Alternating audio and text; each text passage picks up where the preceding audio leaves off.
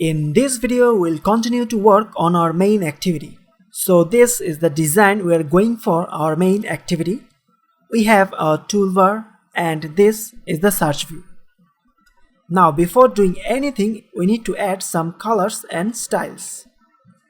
Values, colors, and here we added two colors, white and text hint. And now on to styles.xml. Because we'll be using our own toolbar, we need to set Windows action bar to false and window no title to true. We also need to add style for our search view. We just set the text color to text hint.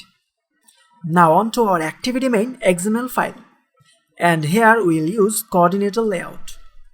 Coordinator layout provides additional level of control over touch events between child's view, which basically means it can handle complex behavior of an activity. So let's get rid of these. Layout width and height is match parent. Now let's create app bar layout inside the coordinator layout. And here the theme is dark action bar. If you remember, we set Windows action bar to false and window no title to true in this theme. Now let's create the toolbar. So the ID is toolbar, layout width match parent, layout height, action bar size. This action bar size is specified in the Android Studio. Background color is color primary.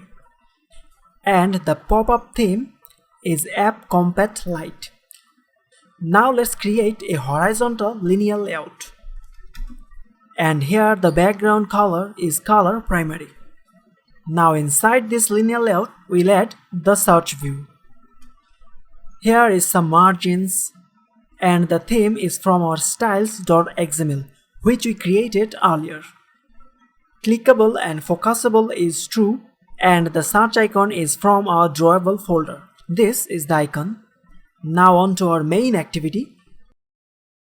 Let's add the toolbar. So the toolbar is added. Now let's add the search view. We need to set on-click listener on this search view. This on-click listener is needed because we want the whole search view clickable. If we didn't add on-click listener, we'll be able to only click on the icon. Clicks on here and here won't work.